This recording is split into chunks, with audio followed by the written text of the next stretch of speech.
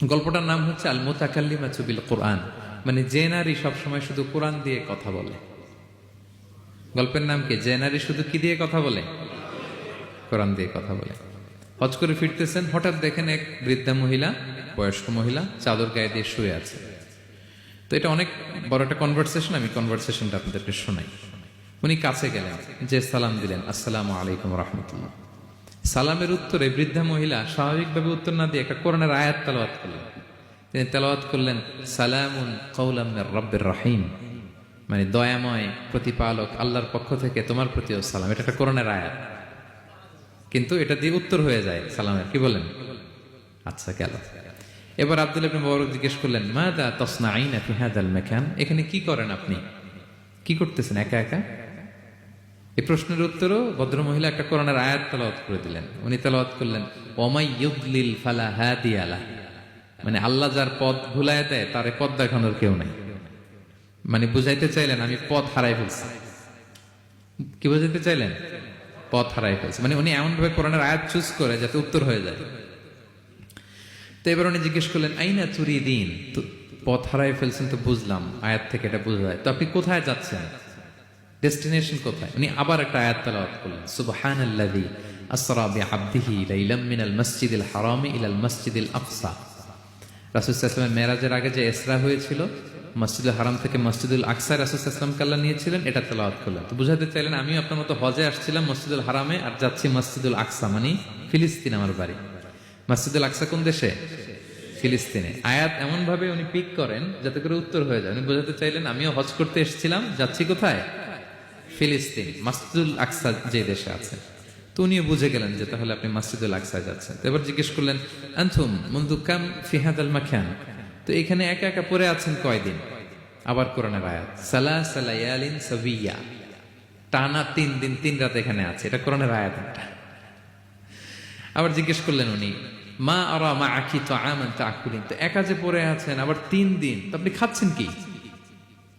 বেঁচে আছেন কিভাবে? ভদ্রমহিলা আবার একটা আয়াত তেলাওয়াত করে দিলেন। তিনি পড়লেন, হুয়া ইউতঈমুনি ওয়া ইউসকিন, ইব্রাহিম আলাইহিস সালামের কথা, যে ওই আল্লাহ তাআলাই আমারে খাওয়ায়, আল্লাহই আমাকে পান করায়।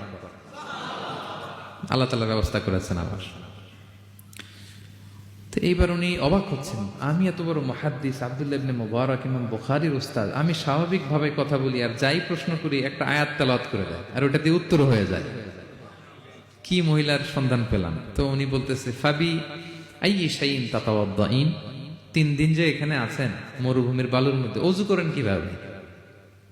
উনি আবার একটা আয়াত তেলাওয়াত করলেন, ফা ইন লাম তাজিদু মাআন ফাতায়াম্মামু সাঈদান তাইয়্যিবা, না আল্লাহ আয়াতে বলেছেন যদি তোমরা পানি না পাও পবিত্র মাটি দিয়ে তায়াম্মুম করে নিও। তো বুঝাতে চাইলেন পানি নাই তো কি হয়েছে, বালু তো আছে, আমি তায়াম্মুম করে নাও সরি। আল্লাহু আকবার। এবার উনি বললেন, ইন্না মাইয়া তাআমান আলা তাকুলিন, আমার ব্যাগে তো কিছু খাবার আছে, আপনি কিছু খাবেন?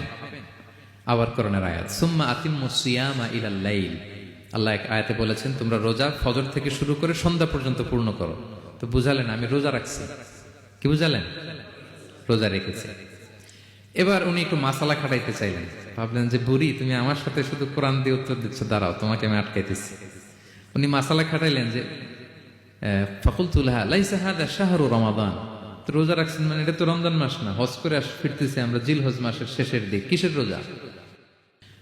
ওই মহিলা আবার একটা আয়াত তেলাওয়াত করলেন যে ওমান তাতাওয়া খায়রান ফা ইন্নাল্লাহা শাকিরুন আলিম, আমি রমজানের ফরজ রোজা তো রাখিনি, এখন আমি নফল রোজা রেখেছি। আয়াতের অর্থ হচ্ছে তোমরা নফল যা করো এগুলোর প্রতিদান আল্লাহ তোমাদের বুঝিয়ে দেবে। রমজান না ঠিক আছে জিলহজ, কিন্তু আমি কি রোজা রেখেছি? নফল রোজা। এইবার উনি ধরছেন মাসালা, এবার বলতেছে উবি হালান আল ইফতার ফিস সাফার, সফরে তো রোজা ভাঙা জায়েজ আছে, রোজা তো ভাঙা জায়েজ, খান একটু। এবার উনি কোরআন থেকে আবার তেলাওয়াত করলেন, ওয়া আনতা সুমু খায়রুল লাকুম ইন কুনতুম তা'লামুন, আল্লাহ যে আয়াতে বলেছেন যে সফরে রোজা ভাঙা জায়েজ আছে, ওই আয়াতের শেষে আবার আল্লাহ বলেছেন যদি রাখো সওয়াব বেশি পাবে। কেউ অসুস্থ হলে রোজা ভাঙবে, সফরে রোজা ভাঙবে, এই আয়াতের শেষে হচ্ছে ওয়া আনতা সুমু খায়রুল লাকুম ইন কুনতুম তা'লামুন, তবে রোজা যদি রাখো এটা ভালো যদি তোমরা বুঝতে। এবার উনি আর যাবে কোথায়? দিশেহারা হয়ে এবার জিজ্ঞেসই করে ফেলছে, লিমাদা লা তুকাল্লিমিনি মিসলামা উকাল্লিমুকি। আচ্ছা মা, এবার বলেন, আমি আপনার সাথে যেভাবে কথা বলি আপনি এইভাবে কথা বলেন না কেন? কিছু জিজ্ঞেস করলে কোরআনের আয়াত বলেন কেন? আমি কথা বলতেছি, আপনি আমার সাথে এভাবে কথা বলেন। কিছু জিজ্ঞেস করলে কোরআনের আয়াত কেন? এইটার উত্তরে উনি আরেকটা কোরআনের আয়াত উনি পড়লেন, মা ইয়ালফিযু মিন কাওলিন ইল্লা লাদাইহি রাকীবুন আতীদ। আল্লাহ বলেছেন, তোমরা মুখ দিয়ে যাই বের করো, এটা লিখে রাখার জন্য দুই কাঁধে রাকীব আতীদ আছে, তুলে রাখে। তার মানে আমি যে তোমার সাথে কথা বলতেছি প্রত্যেকটাই তো রেকর্ডেড হয়, রেজিস্টার্ড হয়। তো এমন কিছু বলি যেটাতে সওয়াব হয়, যেটাতে ভুল না হয়। আল্লাহু আকবার, সুবহানাল্লাহ। কি নারী ছিল, কেমন নারী তিনি ছিলেন? কি পুরো ঘটনাটা শুনবেন? হ্যাঁ, শেষ করব ঘটনাটা। আচ্ছা, তো উনি অবাক হলেন যে কি মহিলা, এরকম মহিয়সী গরিয়সী নারীও পৃথিবীতে আছে। তো উনি বললেন, ঠিক আছে মা, আপনি যেহেতু পথ হারাই ফেলছেন, আমার ওটটাকে আমি নিয়ে আসি। ফাহাল্লাকা আন আহমিলুকি আলা নাকাতি হাদিহি ফাতুদরিকিল কাফেলা। আমার ওটটা নিয়ে আসি, ওটে বসেন, আমি আপনাকে এগিয়ে দিয়ে কাফেলাতে যুক্ত করে দেই। আপনি কি রাজি আমার ওটে বসবেন? আবার কোরআনের আয়াত, ওমা তাফআলু মিন খাইরিন ফাইনাল্লাহা বিহি আলিম। তোমরা যত ভালো কাজ করো আল্লাহ সেটা জানেন, মানে তোমার এই ভালো কাজ আল্লাহ জানেন, আল্লাহ এর প্রতিদান দিবেন। ক্বালা ফাআনাখতু নাকাতি, আমি ওট বসালাম এবং বললাম ওঠেন। উনি যখন উঠতেছে আমি এভাবে তাকায় আছি। তা আমি যে তাকায় আছি, উনি একটা আয়াত তেলাওয়াত করলেন যে কুল্লিল মুমিনিনা ইয়াগুদ্দু মিন আবসারিহিম। এর অর্থ হচ্ছে, নবী হে, মুমিনদেরকে বলুন তারা যেন পরনারী দেখে তাকায় না থাকে, চোখ যেন নিচে রাখে, তারা যেন চক্ষু অবনমিত করে। মানে বুঝাতে চাইলেন যে আমি তো বেগানা নারী, পরনারী, তা আমি উঠে উঠতেছি, আপনি তাকে, সে হয়তো তাকায় আছে যে বৃদ্ধা মহিলা উঠতে যদি কষ্ট হয় পড়ে যায়। তো উনি যখন দেখতেছেন তাকায় আছে, উনি বলতেছে কুল্লিল মুমিনিনা ইয়াগুদ্দু মিন আবসারিহিম। নবী হে, বলুন বিশ্বাসীদের তারা যেন চোখ নিচের দিকে করে রাখে। তো উনি লজ্জা পেয়ে গেলেন। ফাগাদাততু বাসারি, আমি লজ্জায় চোখ নামালাম।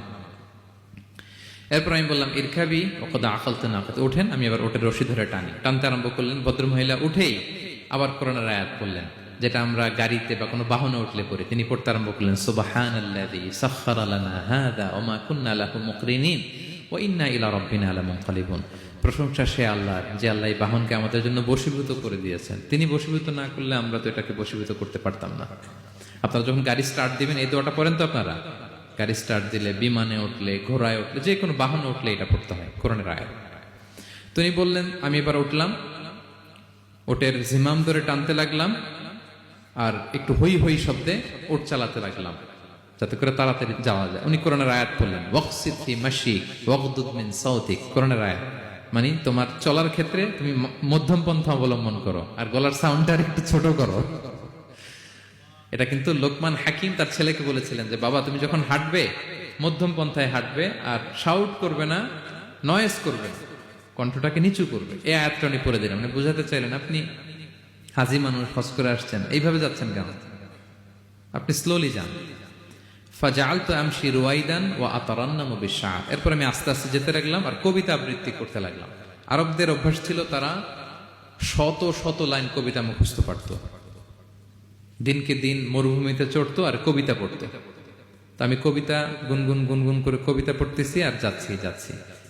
এই মহিলা পিছন থেকে আয়াত তেলাওয়াত করলেন আবার, ফাকরাউ মা তায়াসসারা মিনাল কোরআন। মানে কোরআনের যেখান দিয়ে সহজ লাগে ওইখান দিয়ে পড়েন। মানে বুঝাতে চাইলেন কবিতা পড়লে কি লাভ, আপনি কোরআন পড়েন। উনি আবার লজ্জা পেয়ে কোরআন পড়তে আরম্ভ করলেন। এবার যেতে যেতে যেতে যেতে যে কাফেলা থেকে উনি মিসিং, যে ক্যারাভেন থেকে মিসিং, ওই ক্যারাভেনের সাথে যুক্ত হলেন। এবার জিজ্ঞেস করলেন যে হাদিহিল কাফেলা মান লাকি ফিহা, এই তো আপনার কাফেলা, এখানে কে আছে আপনার, কেউ আছে? আবার কোরআনের আয়াত, আল মাল ওয়াল বানুনা জিনাতুল হায়াতিদ দুনিয়া, অর্থাৎ সম্পদ, সন্তান, এগুলো আল্লাহর দেয়া নেয়ামত। এটা দিয়ে বুঝাতে চাইলেন, হ্যাঁ আমার কিছু সন্তানাদি আছে। উনি বুঝতে পারলেন, ফাআলিমতু আন্নাল্লাহা আওলাদান ফিহা, আমি বুঝলাম যে ওনার সন্তান সন্ততি এখানে আছে। এইবার একটা চান্স পেয়ে গেছে আব্দুল্লাহ ইবনে মুবারক। কি পেয়ে গেছে? উনি মনে মনে ভাবলেন, ওনার ছেলেদের নাম কি, এটা জিজ্ঞেস করি, তাইলে তার উত্তর দিতে পারবে না। সুন্দর না প্রশ্নটা? এবার উনি বলতেছে, ফাকুলতু লাহা মা আসমাউ আওলাদিক, মা এবার একটু বলেন তো আপনার ছেলেগুলার নাম কি? কে জিজ্ঞেস করলেন?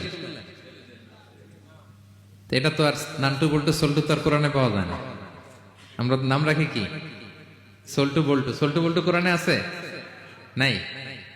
তো উনি এবার চান্স নিলেন, এবার জিজ্ঞেস করি আপনার ছেলের নাম কি? এইবার আর উত্তর থাকবে না, অনেকক্ষণ আমার সাথে ইয়ে করছেন।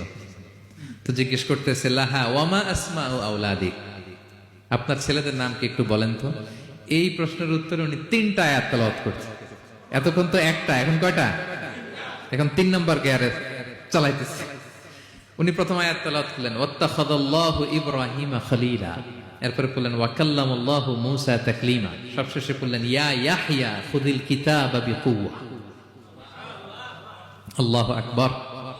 আমি ইব্রাহিমকে খলিল হিসেবে নিয়েছি, মুসাকে কালিমুল্লাহ বানিয়েছি, এবং ইয়াহিয়াকে বলেছি হে ইয়াহিয়া তুমি তাওরাত কিতাবকে শক্ত করে ধরো।